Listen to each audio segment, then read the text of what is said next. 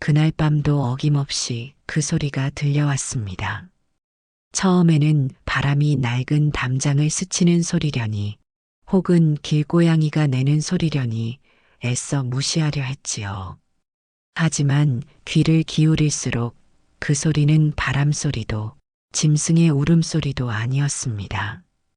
그것은 분명 사람이 내는 소리, 아주 희미하고 가늘게 억지로 무언가를 삼키듯 터져나오는 흐느낌이었습니다.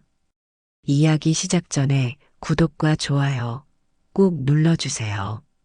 그리고 어디서 이야기를 듣고 계신지 적어주시면 복 받으실 거예요. 그럼 이야기 시작하겠습니다. 안녕하세요.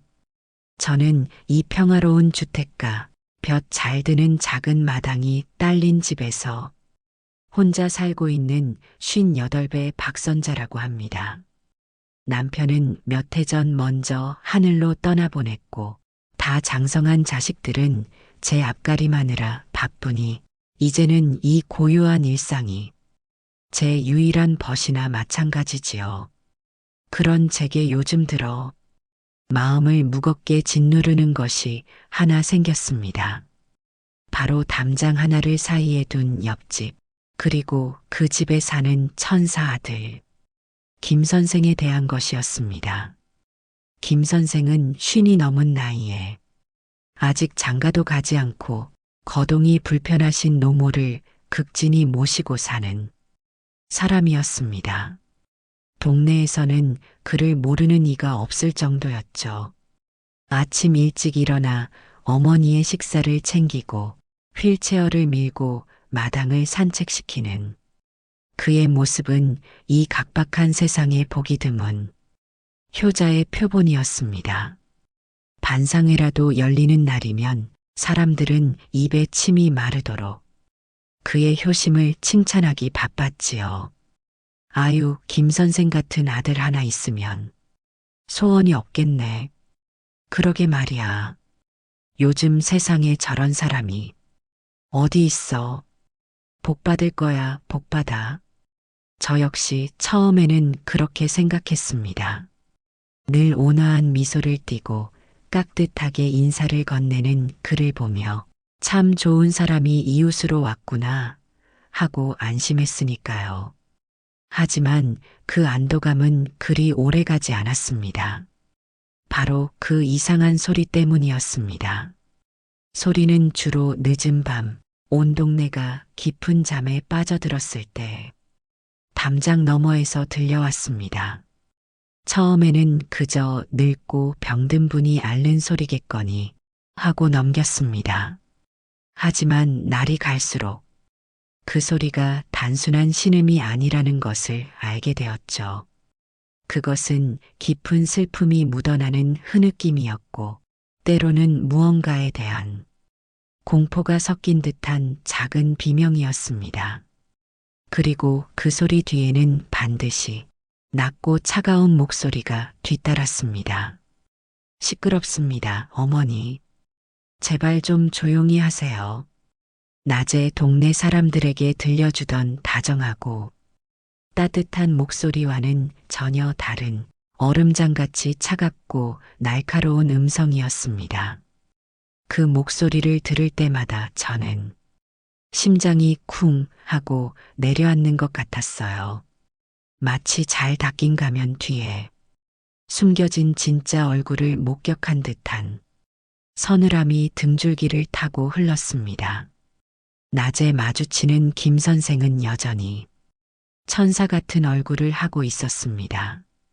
그는 제게 살갑게 말을 걸어왔죠. 어머님, 오늘은 날씨가 참 좋지요? 우리 어머니도 오늘따라 기분이 좋으신가 봅니다. 그의 말에 휠체어에 앉은 할머니는 그저 힘없는 눈으로 허공을 바라볼 뿐 아무런 대답이 없으셨습니다. 저는 그 침묵이 어쩐지 너무나 무겁고 아프게 느껴졌습니다. 혹시 제 예민함이 만들어낸 오해일까요? 이웃의 선량함을 멋대로 의심하는 제 마음이 비뚤어진 것일까요? 저는 자꾸만 고개를 저었습니다. 하지만 밤마다 담장을 넘어오는 그 슬픈 흐느낌은 제 마음속 의심의 씨앗에 자꾸만 물을 주며 의욕의 싹을 틔우고 있었습니다. 그날 밤도 저는 잠 못 이루고 뒤척이다가 창밖을 내다보았습니다. 옆집은 칠흑 같은 어둠에 잠겨 있었지만 저는 알고 있었습니다. 저 굳게 닫힌 창문 너머 어딘가에서 한 늙은 어머니가 소리 없이 눈물을 삼키고 있을지도 모른다는 것을요. 저는 무력감에 가슴이 답답해져 왔습니다. 뚜렷한 증거도 없이 이웃을 의심할 수도 그렇다고 이 불길한 예감을 외면할 수도 없는 이 밤이 너무나 길게만 느껴졌습니다.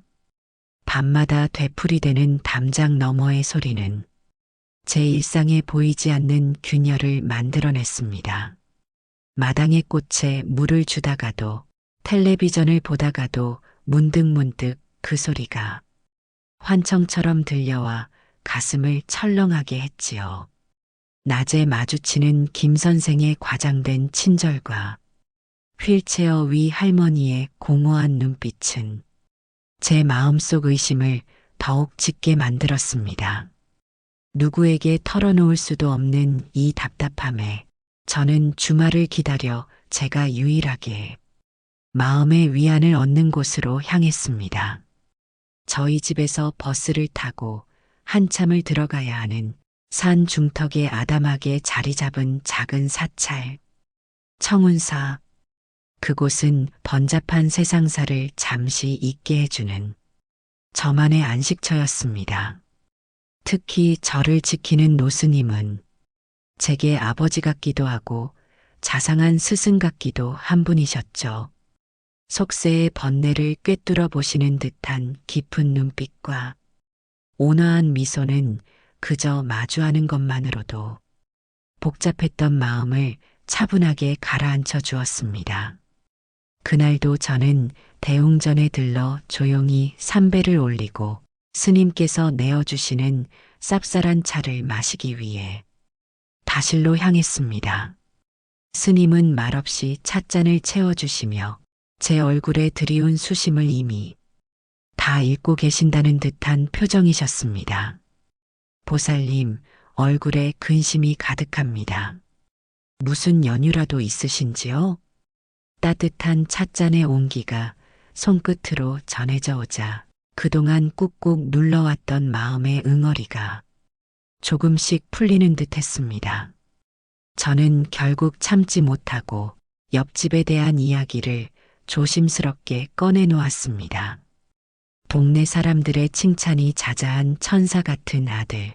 하지만 밤마다 들려오는 노모의 흐느낌과 아들의 차가운 목소리, 그리고 제가 느끼는 불길한 예감까지 두서없이 쏟아내는 제 말을 노스님은 그저 눈을 감고 묵묵히 듣고만 계셨습니다. 한참이나 제 하소연이 이어졌습니다. 이야기를 다 마치고 나니 속이 후련해지기는커녕 오히려 내가 스님께 괜한 속세의 번뇌를 안겨드린 것은 아닐까 하는 죄송스러운 마음이 들더군요. 스님, 죄송합니다. 제 마음이 어지러워 스님께 부질없는 이야기만 늘어놓았습니다. 제가 멋쩍게 말하자 그때까지 굳게 닫혀있던 스님의 입이 천천히 열렸습니다. 선자보살님, 나직이 제 이름을 부르신 스님은 창밖의 소나무 가지를 물끄러미 바라보시며 말씀하셨습니다.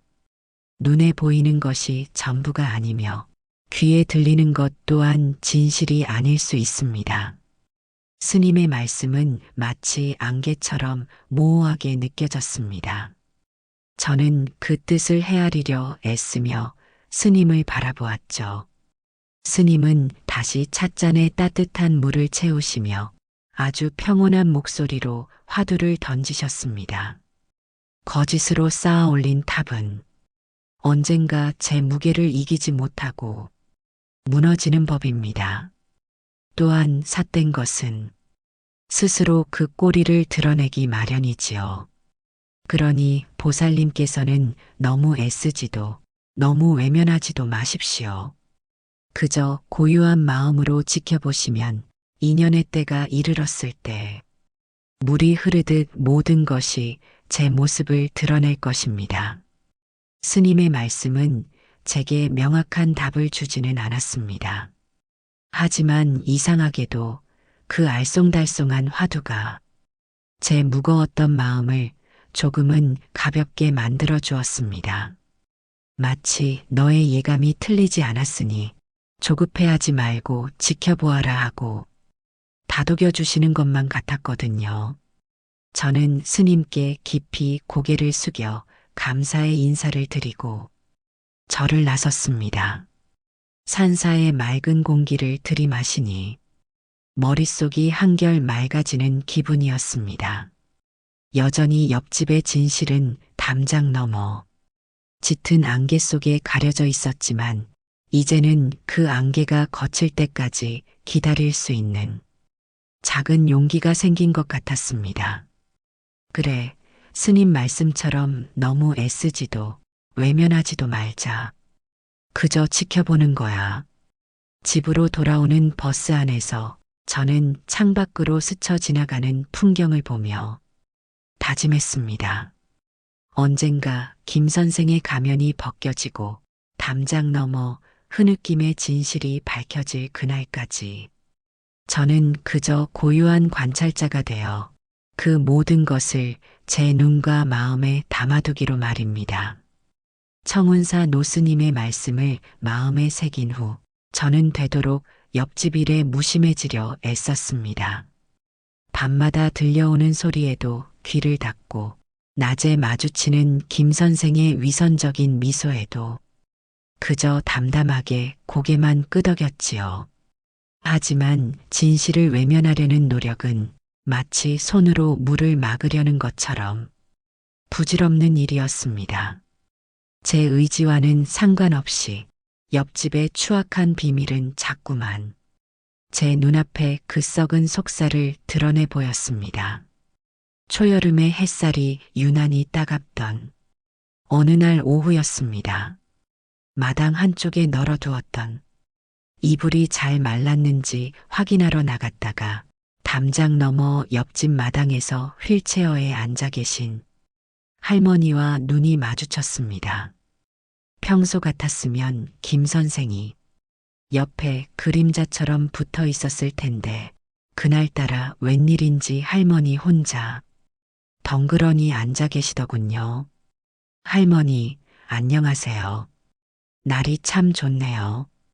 제가 먼저 인사를 건넸습니다. 할머니는 제 목소리에 놀란 듯 움찔하시더니 힘겹게 고개를 들어 저를 바라보셨습니다. 그 순간 제 심장이 쿵 하고 내려앉았습니다. 햇살 아래 드러난 할머니의 얼굴은 생기라고는 찾아볼 수 없을 만큼 핏기가 없었고 뺨은 움푹 패여 뼈의 윤곽이 그대로 드러나 보였습니다. 저게 정말 매일 아들이 차려주는 영양식을 드시는 분의 얼굴이란 말인가요? 그런데 제 눈을 사로잡은 것은 따로 있었습니다. 할머니께서 휠체어 손잡이를 잡으려고 뻗은 손, 그 소매 아래로 얼핏 드러난 팔목이었습니다. 그곳에는 마치 누가 거칠게 움켜쥔 듯한 멍 자국이 선명하게 남아 있었습니다. 할머니, 팔목이 왜 그러세요? 어디 다치셨어요? 저도 모르게 목소리가 커졌습니다. 제 말에 할머니는 화들짝 놀라며 마치 불에 댄 사람처럼 황급히 소매를 끌어내려 멍 자국을 가렸습니다. 그리고는 불안한 듯 주변을 두리번거리시며 아무 일도 아니라고 그저 혼자 넘어졌을 뿐이라고 웅얼거리셨죠. 하지만 그 눈빛은 겁에 질린 작은 짐승의 그것과 같았습니다. 그때 집안에서 김 선생이 나오며 날카롭게 소리쳤습니다. 어머니, 누구랑 이야기하십니까? 김 선생은 저를 발견하고는 순간 표정이 굳었지만 이내 언제 그랬냐는 듯 사람 좋은 미소를 지으며 다가왔습니다. 아이고, 선자 어머님 나오셨습니까? 우리 어머니가 잠시 졸고 계셨나 봅니다. 제가 잘 모셔야지요. 그는 능숙하게 할머니의 휠체어를 밀어 집 안으로 들어갔습니다. 그 짧은 순간 그의 눈빛이 제게 쓸데없는 참견은 하지 말라고 경고하는 듯한 섬뜩한 착각이 들었습니다. 저는 그 자리에 못 박힌 듯 서서 굳게 닫히는 옆집 현관문을 멍하니 바라볼 뿐이었습니다. 할머니 팔목에 시퍼런 멍 자국이 잔상처럼 눈앞에 어른거렸습니다. 그날 이후 제 마음은 더욱 복잡해졌습니다. 단순한 의심을 넘어 저 담장 너머에서 안 좋은 일이 벌어지고 있다는 확신이 들었기 때문입니다. 며칠 뒤 그 확신을 뒷받침하는 또 다른 사실을 알게 되었습니다. 저희 동네를 담당하는 우체부 아저씨는 저와 오랫동안 안면을 트고 지낸 사이였습니다. 마당에서 그를 마주쳐 시원한 물 한 잔을 건네며 안부를 묻던 중 자연스럽게 옆집 이야기가 나왔습니다. 옆집 김 선생은 참 효자야, 그치? 매달 꼬박꼬박 나오는 어머니 연금도 자기가 직접 안 찾고 꼭 어머니 손에 쥐어드리더라고. 처음에는 무심코 던진 아저씨의 말이었지만 저는 뭔가 이상하다는 느낌을 받았습니다. 어머, 그래요? 저는 할머니께서 거동이 불편하셔서 아드님이 대신 관리하는 줄 알았는데요. 제 말에 우체부 아저씨는 고개를 갸웃거리며 말했습니다. 아니, 그게 몇 달 전부터 바뀌었어. 할머니 도장이며 서류며 다 가져와서는 아들 통장으로 바로 들어가게 해달라고 신청하더라고. 몸이 아프시니 이제 자기가 관리해야 한다면서. 그 말을 듣는 순간 제 머릿속에서 모든 조각들이 맞춰지는 듯 했습니다. 영양실조처럼 보이는 할머니의 얼굴, 팔목의 멍 자국, 그리고 아들 통장으로 사라지는 연금까지. 이것은 명백했습니다. 김 선생은 효자의 가면을 쓰고 늙고 병든 노모이 돈까지 빼돌리고 있었던 겁니다. 저는 차갑게 식어가는 찻잔을 든 채 한동안 아무 말도 할 수 없었습니다. 온 동네가 칭송하는 천사 아들의 민낯은 상상했던 것보다 훨씬 더 추악하고 잔인했습니다. 이제 더 이상 모른 척할 수가 없었습니다. 이 사실을 어떻게든 세상에 알려야 했습니다. 하지만 아무도 제 말을 믿어주지 않을 것이 뻔했습니다. 저 혼자만의 외로운 싸움이 시작될 것임을 직감하며 저는 무거운 마음으로 옆집 담장을 바라보았습니다. 이제는 저 담장이 단순한 경계를 넘어 거대한 감옥의 벽처럼 느껴졌습니다. 저는 가장 먼저 저희 동네 반장님을 찾아갔습니다. 반장님은 오랜 세월 이곳에서 살아오신 분이라 누구보다 동네 사정에 밝고 또 이성적인 분이라 제 말을 믿어주실 거라 생각했습니다. 저는 조심스럽게 제가 보고 들은 것들을 차근차근 설명했습니다. 밤마다 들려오는 흐느낌, 할머니의 멍 자국, 그리고 연금 문제까지. 하지만 제 기대와는 달리 반장님의 반응은 냉담했습니다. 선자 씨, 그게 다 정말이라고 해도 뚜렷한 증거가 없지 않소? 그리고 김 선생이 어떤 사람인데 우리가 다 아는 효자한테 그런 의심을 하는 건 좀 심한 것 아니오? 반장님은 제 말을 그저 늙은 여자의 예민한 착각이나 오해 정도로 치부하는 듯 했습니다. 저는 답답한 마음에 평소 가깝게 지내던 이웃 몇몇에게도 이 사실을 털어놓았습니다. 하지만 그들의 반응 역시 다르지 않았습니다. 오히려 저를 이상한 사람 취급하는 눈치였죠.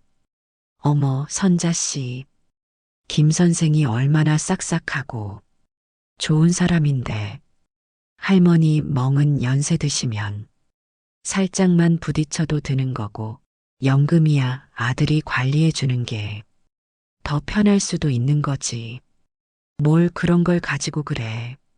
사람들의 마음속에 천사 아들 김 선생이라는 믿음은 마치 거대한 바위처럼 단단하게 자리 잡고 있었습니다.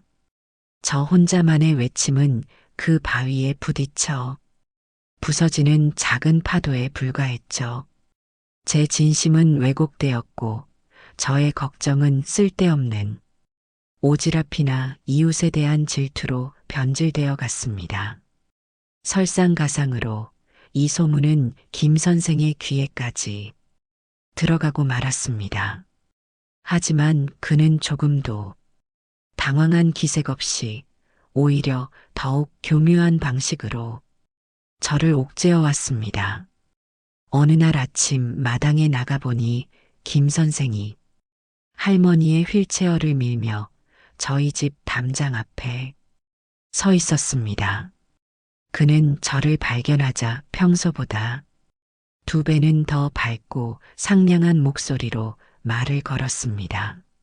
아이고, 선자 어머님, 좋은 아침입니다.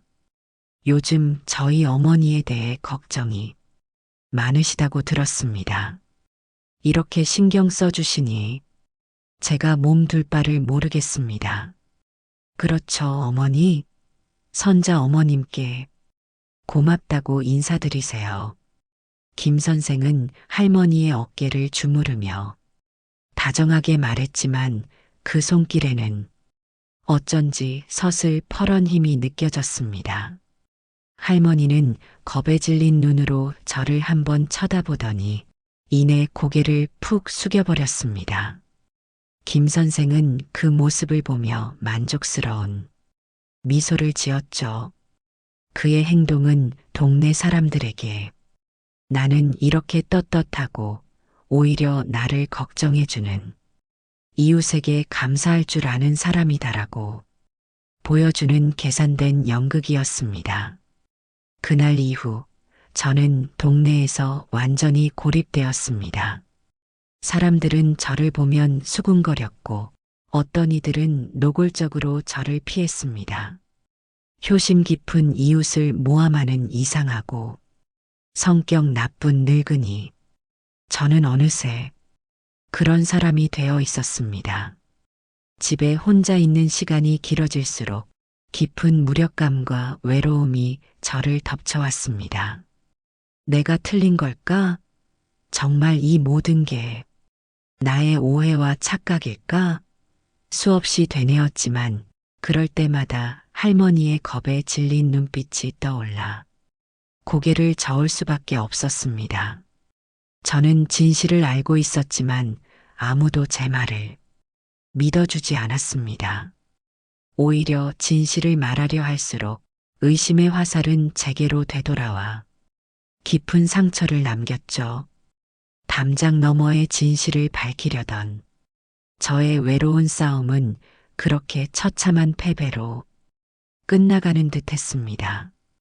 이제 제가 할 수 있는 일은 아무것도 없다고 그저 무력하게 모든 것을 지켜볼 수밖에 없다고 생각하며 깊은 절망감에 빠져들었습니다. 동네에서 이상한 사람으로 낙인 찍힌 후 제 마음은 꽁꽁 얼어붙었습니다.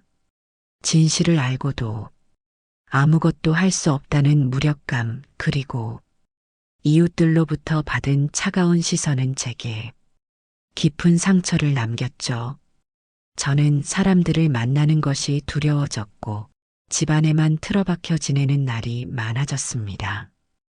담장 너머에서 들려오는 희미한 소리들은 여전했지만 이제 저는 그 소리를 애써 외면하며 귀를 막을 뿐이었습니다.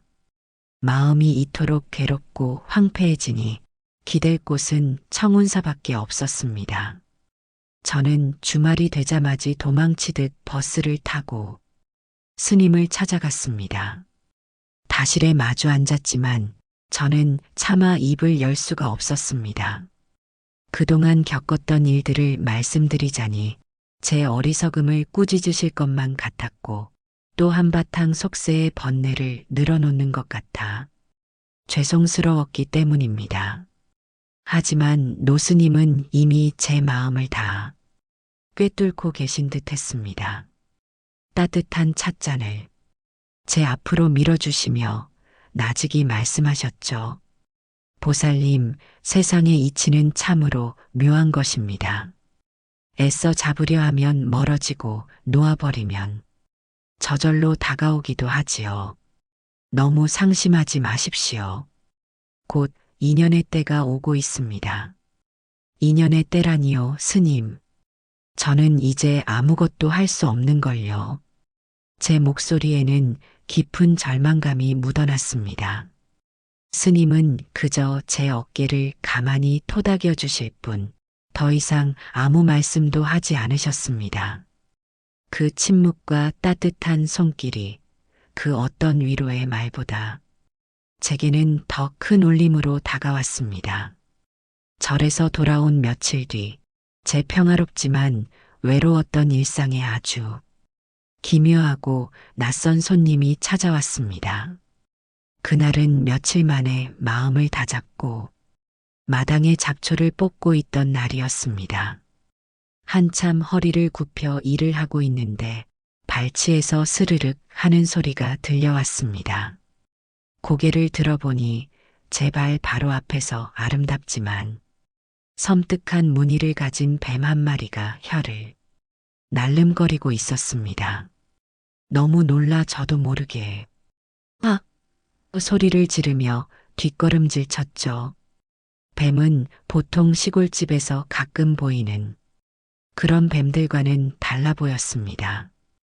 검은 바탕에 붉고 노란 꽃잎 같은 무늬가 선명하게 새겨져 있었는데 그 색이 어찌나 곱고 화려한지 요물 같다는 생각마저 들었습니다. 흔히들 꽃뱀이라고 부르는 그런 종류인 듯 했습니다. 저는 뱀을 쫓아내기 위해 긴 막대기를 찾아들었지만 뱀은 조금도 놀라거나 달아날 기미를 보이지 않았습니다. 오히려 고개를 꼿꼿이 세우고 저를 물끄러미 바라보는 그 눈빛이 마치 무언가를 생각하고 있는 것처럼 느껴져 섬뜩하기까지 했습니다. 한참이나 저와 대치하던 뱀은 이내 아무 일도 없었다는 듯 스르르 몸을 돌려 담벼락 근처 숲을 속으로 사라졌습니다. 저는 한동안 쿵쾅거리는 가슴을 진정시키지 못했죠. 하지만 그것은 시작에 불과했습니다. 다음 날도 그 다음 날도 꽃뱀은 어김없이 제 마당에 나타났습니다. 마치 제 집 마당을 자기 영역이라도 되는 양 매일 일정한 시간에 나타나 햇볕을 쬐거나 담벼락 주변을 맴돌았습니다. 이상한 것은 그 뱀이 저를 전혀 경계하지도 위협하지도 않는다는 것이었습니다. 제가 마당에 나와 있어도 그저 제 할 일을 할 뿐 일정한 거리를 유지하며 맴돌다 사라지곤 했죠. 저는 태어나서 뱀을 이렇게 가까이 그리고 오랫동안 본 적이 없었습니다. 처음에는 두렵고 징그러웠지만 매일같이 마주치다 보니 저도 모르게 그 뱀을 관찰하게 되었습니다. 햇빛 아래 반짝이는 비늘의 오묘한 색채, 조용하고 우아한 몸짓, 그리고 무엇보다 저를 바라보는 그 깊이를 알 수 없는 눈빛. 그날 이후 마당에 나타난 꽃뱀은 제게 단순한 낯선 손님이 아니었습니다. 그것은 마치 살아있는 미스터리이자 불길한 예언처럼 느껴졌죠. 저는 더 이상 뱀을 쫓아내려 하지 않았습니다. 대신 조심스럽게 그 기묘한 동물의 행동 하나하나를 관찰하기 시작했습니다. 그리고 며칠 지나지 않아 저는 아주 소름 끼치는 사실을 깨닫게 되었습니다. 뱀의 모든 움직임이 마치 제 마음과 시선을 따라다니는 것만 같았습니다. 제가 무심코 담장 너머 옆집을 걱정스러운 눈으로 쳐다볼 때면 마당 한쪽에서 햇볕을 쬐던 뱀은 어느새 스르륵 기어와 제 발치 근처 담벼락 가장 가까운 곳까지 다가왔습니다. 그리고는 저처럼 고개를 들고 옆집을 향해 혀를 날름거렸죠. 마치 저기 저 안에 무슨 일이 있는지 나도 알고 있다고 말하는 듯 했습니다. 한 번은 낮에 김 선생이 할머니의 휠체어를 밀고 마당을 거니는 모습이 보였습니다. 그는 여전히 온화한 표정이었지만 저는 그의 손길 하나하나에 담긴 위선과 거짓을 느낄 수 있었습니다. 저도 모르게 인상을 찌푸리며 그를 노려보았죠. 바로 그때였습니다. 제 옆에 있던 꽃뱀이 갑자기 몸을 부풀리며 쉬잉 마이너스 하는 위협적인 소리를 냈습니다. 비록 작은 소리였지만 그 안에는 분명한 적의와 분노가 담겨 있었어요. 김 선생이 저를 보고 억지 미소를 지으며 손을 흔들자 뱀은 더욱 격렬하게 꼬리로 바닥을 내리쳤습니다. 가장 기이한 일은 밤에 일어났습니다. 밤마다 저를 괴롭히던 옆집의 소리들, 할머니의 억눌린 흐느낌과 김 선생의 차가운 목소리가 담장을 넘어올 때면 꽃뱀은 마치 그 소리에 응답이라도 하듯 함께 움직였습니다. 어느 날 밤 유난히 김 선생의 고함 소리가 크게 들려왔습니다. 제발 좀 그만하세요. 이럴수록 어머니만 더 힘들어지는 겁니다. 라고 소리치는 그의 목소리는 위협으로 가득 차 있었죠. 저는 창가에 서서 가슴을 졸이며 옆집을 바라보았습니다. 그러자 달빛 아래 마당에 있던 꽃뱀이 분노한 듯 몸을 꿈틀거리며 마당의 흙을 꼬리로 휘저어 파헤치기 시작했습니다.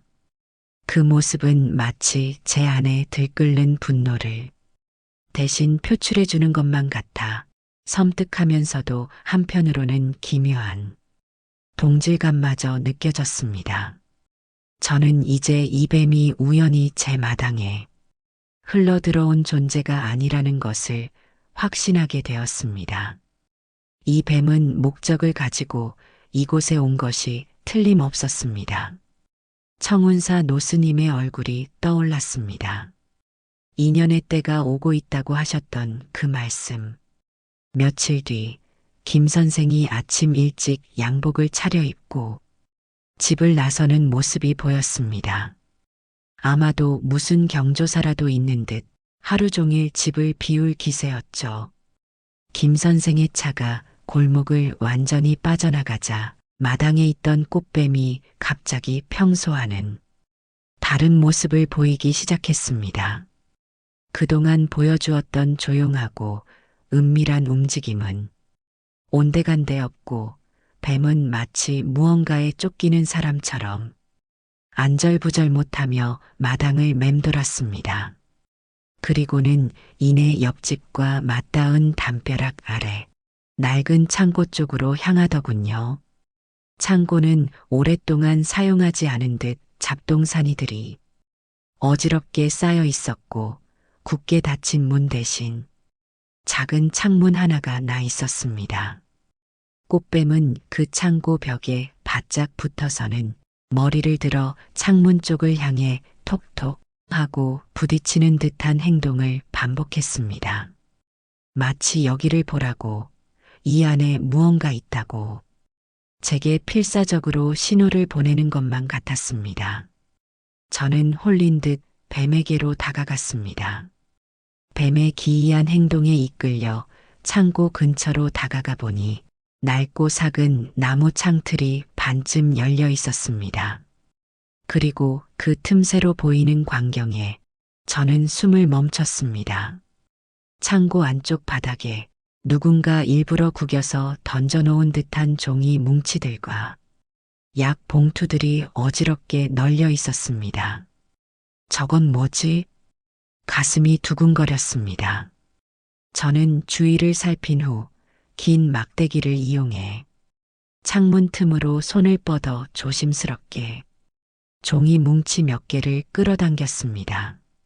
마침내 손에 잡힌 종이들을 펼쳐보는 순간 제 손이 파르르 떨려왔습니다.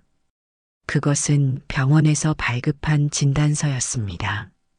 환자의 이름은 옆집 할머니의 것이었고 병명란에는 장기간의 영양실조로 인한 기력쇠약 그리고 다발성 타박상이라는 글씨가 선명하게 찍혀 있었습니다.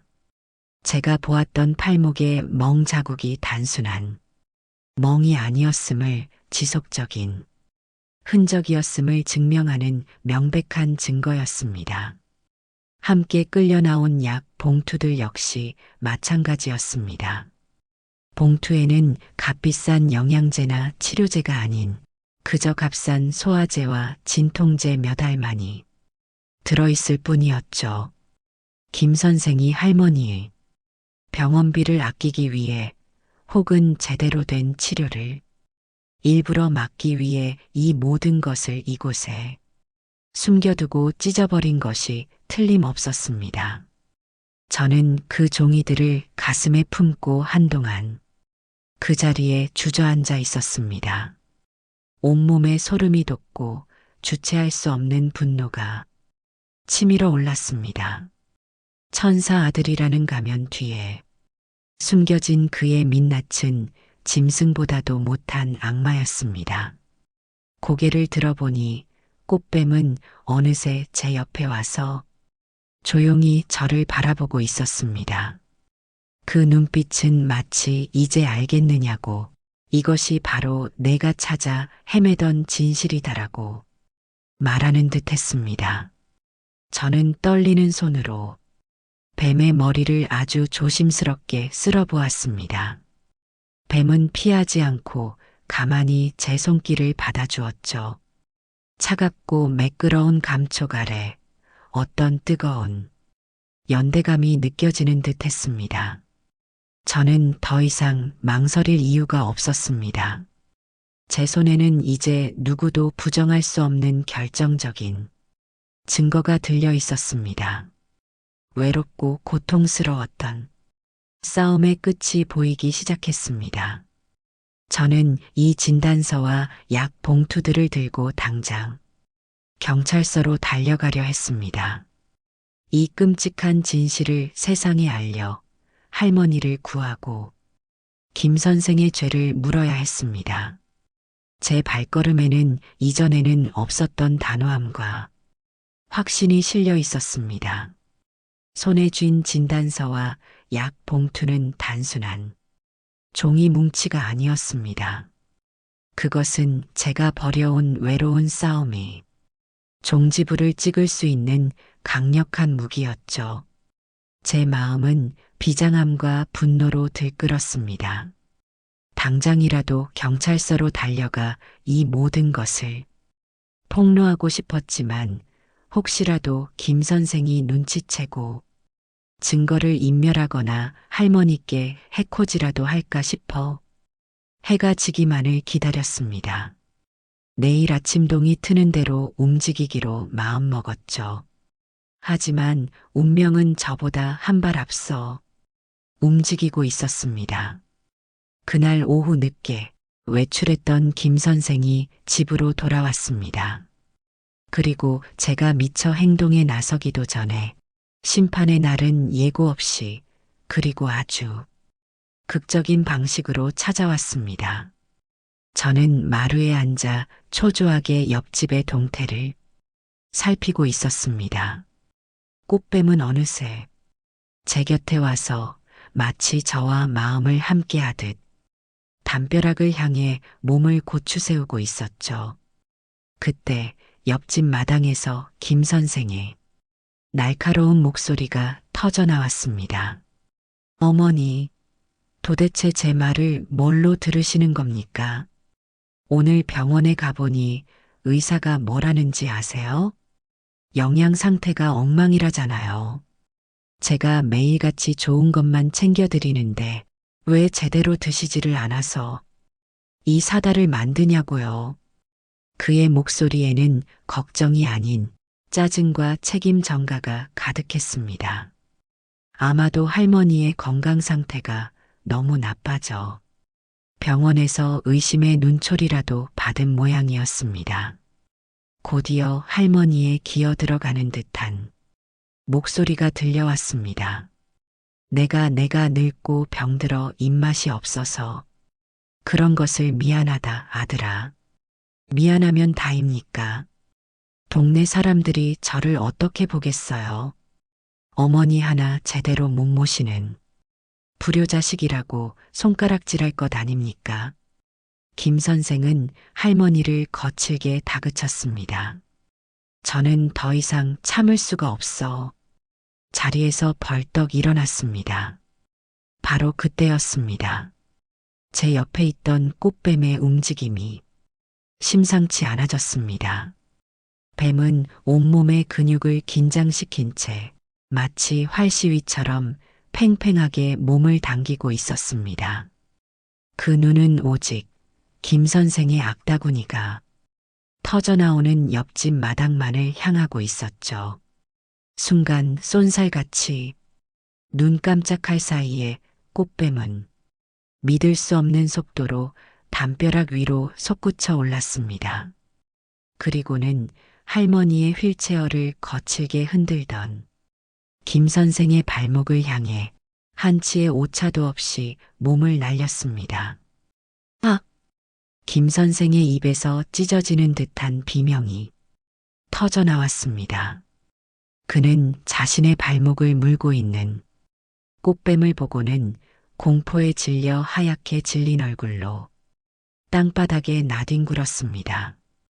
꽃뱀은 목적을 달성했다는 듯 그를 문채로 잠시 노려보다가 이내 훌쩍 몸을 빼내 순식간에 담장 너머 제 마당으로 사라져버렸습니다. 옆집의 소란에 놀란 동네 사람들이 하나둘 집 밖으로 몰려나오기 시작했습니다. 사람들은 뱀에 물렸다며 고통스럽게 비명을 지르는 김 선생과 그 옆에서 겁에 질려 파르르 떨고 있는 할머니를 보고는 경악을 금치 못했죠. 김 선생, 괜찮아요. 뱀에 물리다니 이게 무슨 일이야. 세상에 저 할머니 좀 봐, 꼴이 말이 아니시네. 사람들이 웅성거리는 사이 저는 119에 신고를 했습니다. 잠시 후 구급대원들이 도착했고 김 선생은 극심한 공포와 충격에 빠진 채 병원으로 실려갔습니다. 다행히 꽃뱀에게는 독이 없었지만 그의 발목에는 선명한 뱀의 이빨 자국이 마치 낙인처럼 찍혀 있었습니다. 혼란스러운 상황 속에서 휠체어에 앉아 있던 할머니께서 마침내 입을 여셨습니다. 평생을 억누르고 살아왔던 서름과 공포를 터뜨리듯 할머니는 흐느끼며 아들의 모든 악행을 사람들 앞에서 털어놓기 시작했습니다.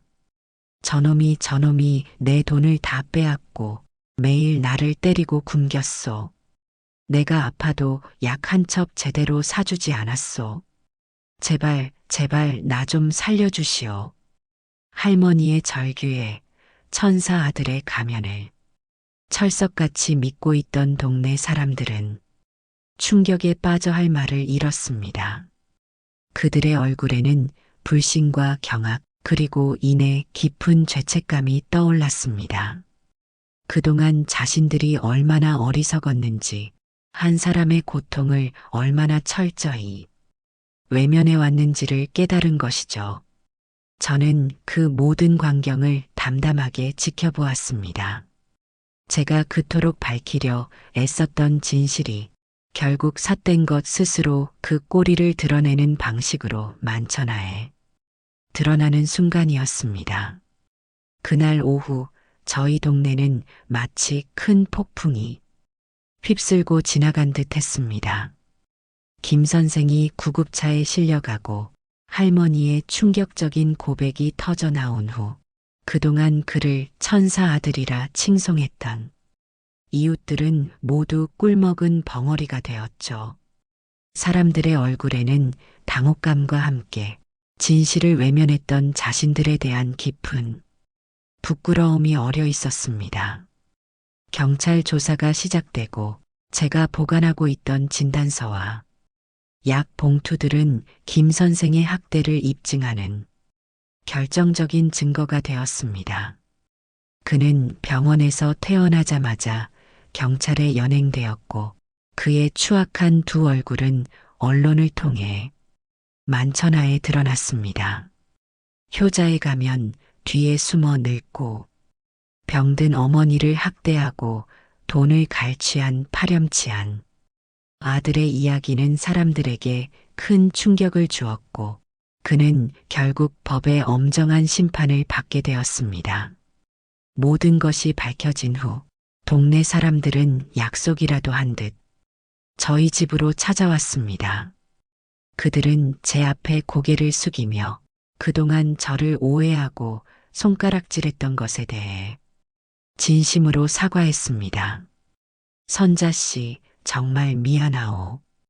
우리가 너무 어리석었소. 진작 선자 씨 말을 믿었어야 했는데. 그러게 말이에요. 바로 옆에 두고도 끔찍한 일이 벌어지는 걸 몰랐으니 우리가 다 죄인이지요. 저는 그들의 사과를 묵묵히 받았습니다. 그들을 원망하는 마음은 이미 사라진 지 오래였습니다. 그저 늦게나마 진실이 밝혀지고 할머니께서 안전해지셨다는 사실에 안도할 뿐이었죠. 가장 큰 변화는 역시 할머니께 찾아왔습니다. 아들이 연행된 후 할머니는 저희 집에서 잠시 머무시게 되었습니다. 처음 며칠 동안 할머니는 아무 말씀도 아무것도 드시지 않은 채 그저 멍하니 창밖만 바라보셨습니다. 평생을 의지하고 또 두려워했던 아들에 대한 원망과 연민 그리고 배신감이 뒤섞인 복잡한 심경이셨을 겁니다. 저는 묵묵히 할머니 곁을 지켰습니다. 따뜻한 죽을 쑤어드리고 밤에는 잠드실 때까지 손을 꼭 잡아드렸죠. 며칠이 지나자 할머니께서는 제 손을 잡고 한참을 소리 없이 눈물만 흘리셨습니다. 그것은 오랜 세월 억압과 공포 속에서 골마 터졌던 상처를 씻어내는 눈물이었습니다. 저는 그저 할머니의 등을 토닥여 드릴 뿐이었습니다. 그렇게 한바탕 눈물을 쏟아내신 후 할머니께서는 조금씩 기력을 차리기 시작하셨습니다. 제가 차려드린 음식을 조금씩 드시기 시작했고 굳게 닫혔던 입을 열어 지난날의 이야기를 두서없이 털어놓기도 하셨죠. 그리고 며칠 뒤 할머니의 얼굴에서 저는 아주 오랜만에 희미한 미소를 발견할 수 있었습니다. 이웃들도 달라졌습니다. 저를 오해했던 것에 대한 미안함 때문인지 동네 사람들은 앞다투어 할머니를 돕기 시작했습니다. 어떤 이는 영양가 높은 반찬을 만들어 가져왔고 어떤 이는 할머니의 말벗이 되어드리겠다며 매일같이 저희 집을 찾아왔죠. 차갑게 얼어붙었던 이웃 간의 관계는 할머니를 중심으로 다시 따뜻한 온기를 되찾기 시작했습니다. 저는 그 모든 변화를 지켜보며 마음 한구석이 뭉클해지는 것을 느꼈습니다. 깊은 슬픔과 분노 뒤에 이렇게 상처가 치유되고 관계가 회복되는 시간이 찾아온다는 것이 참으로 감사하게 느껴졌습니다. 비록 그 과정은 너무나 아프고 힘들었지만 결국 진실은 제자리를 찾고 어둠은 빛에 밀려나게 마련이라는 평범한 진리를 다시 한번 깨닫게 되었죠. 꽃뱀은 그날 이후로 제 마당의 모습을 드러내지 않았습니다. 마치 자신의 소명을 다했다는 듯 어디론가 흔적도 없이 사라져 버렸습니다. 시간은 강물처럼 흘러 옆집에 휘몰아쳤던 거친 풍파도 점차 잦아들었습니다. 김 선생은 법의 심판을 받아 죗값을 치르게 되었고 할머니는 동네 사람들과 저의 보살핌 속에서 하루가 다르게 건강과 웃음을 되찾아 가셨습니다. 앙상했던 얼굴에는 살이 오르고 공포와 슬픔으로 가득했던 눈빛은 온화한 평온으로 채워졌죠. 이제 할머니는 따뜻한 햇살 아래 마당에 앉아 이웃들과 정답게 이야기를 나누는 평범한 일상을 누리게 되셨습니다. 모든 것이 제자리를 찾은 어느 맑은 가을날, 저는 마음속 깊은 감사의 인사를 전하기 위해 청운사를 찾았습니다. 그 동안의 소용돌이 속에서 저를 붙잡아주고 보이지 않는 길을 열어주셨던 노스님께 꼭 다시 한번 뵙고 싶었기 때문입니다. 곱게 물든 단풍잎이 바람에 흩날리는 산길을 올라 절에 들어서니 마음이 더없이 평온해졌습니다. 저는 대웅전에 들러 부처님께 삼배를 올렸습니다. 지난날의 분노와 슬픔을 씻어내고 지금의 평화로운 일상을 허락해 주신 것에 대한 감사 기도였죠. 기도를 마치고 나오는데 대웅전 앞 너른 마당을 빗자루로 쓸고 계신 노스님의 모습이 보였습니다. 저는 반가운 마음에 스님께 다가가 인사를 드리려 했습니다. 바로 그 순간 제 발걸음이 우뚝 멈추었습니다. 제 눈을 의심하지 않을 수 없었기 때문입니다. 스님의 발치에 마치 오랜 벗처럼 너무나도 얌전히 앉아있는 존재, 검은 바탕에 붉고 노란 꽃잎 무늬가 선명한 바로 그 꽃뱀이었습니다. 한바탕 폭풍을 몰고 와 모든 것을 뒤바꿔 놓고 호련히 사라졌던 바로 그 녀석이 스님의 그림자 아래 고요히 몸을 말고 있었습니다. 제가 놀라 아무 말도 못하고 서 있자 스님께서는 제 시선이 머무는 곳을 보시고는 모든 것을 아신다는 듯 온화한 미소를 지으셨습니다. 보살님 오셨습니까? 이 녀석을 보고 놀라셨나 봅니다. 스님 저 뱀은 분명 저희 집 마당에 있던 제 목소리가 놀라움에 떨려 나왔습니다. 스님은 빗자루질을 멈추고 허리를 굽혀 뱀의 머리를 자애롭게 쓰다듬으셨습니다. 뱀은 스님의 손길을 아주 편안하게 받아들이고 있었죠. 몇 해 전 이 근처에 놓인 사냥꾼의 덫에 걸려 죽어가던 녀석이었습니다. 가엾은 마음에 데려와 상처를 치료해주고 산으로 돌려보내 주었는데 그 후로 종종 이렇게 절에 들러 인사를 하고 가곤 하지요. 스님은 담담하게 말씀하셨지만 저는 그 말씀 속에 담긴 깊은 의미를 깨달을 수 있었습니다. 생명이 있는 모든 것은 은혜를 아는 법입니다. 보살님. 그리고 때로는 사람의 눈에 보이지 않는 인연의 실타래가 얽히고 설켜 가장 필요한 곳에서 그 모습을 드러내기도 하는 법이지요. 스님의 말씀을 듣는 순간 제 머릿속의 모든 의문이 안개 거치듯 사라졌습니다.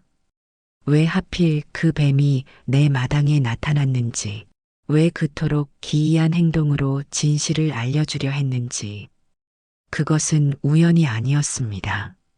스님과의 인연으로 목숨을 구한 뱀이 스님의 지혜로운 마음과 저의 간절한 마음을 이어주는 보이지 않는 심부름꾼이 되어 주었던 것입니다. 인연의 때가 오고 있다던 스님의 말씀은 바로 이 기묘하고도 신비로운 만남을 예고하셨던 것이었죠.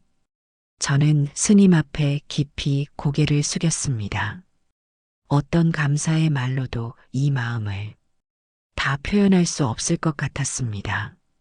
스님은 그저 제 어깨를 두드리며 이제 보살님 마음에도 평화가 깃들었으니 그것으로 족합니다 하고 미소 지으실 뿐이었습니다. 저를 내려오는 길 제 발걸음은 더없이 가볍고 평안했습니다. 슬픔과 분노, 외로움으로 가득했던 제 마음은 이제 따뜻한 회복의 온기로 채워져 있었습니다. 세상에는 우리가 이해할 수 없는 신비로운 일들이 분명 존재하며 선한 마음과 간절한 바람은 언젠가 반드시 가장 놀라운 방식으로 응답받는다는 것을 저는 온몸으로 깨닫게 되었습니다. 집으로 돌아오니 할머니께서 이웃들과 함께 마당에 앉아 환하게 웃고 계셨습니다. 그 평화로운 풍경을 바라보며 저는 이제 더 이상 담장 너머의 어둠을 두려워하지 않게 되었습니다. 제게는 이제 어둠을 이겨낼 수 있는 용기와 함께 온기를 나눌 따뜻한 이웃들이 있으니까요. 그리고 아주 가끔 저는 청운사 마당에서 스님의 발치에 앉아있을 그 아름답고도 신비로운 꽃뱀을 떠올리곤 합니다. 저에게 진정한 인연의 의미를 가르쳐준 세상에서 가장 특별한 손님을 말입니다. 이야기가 마음에 와 닿으셨다면 구독과 좋아요 꼭 부탁드립니다. 또 다른 이야기로 찾아뵙겠습니다. 감사합니다.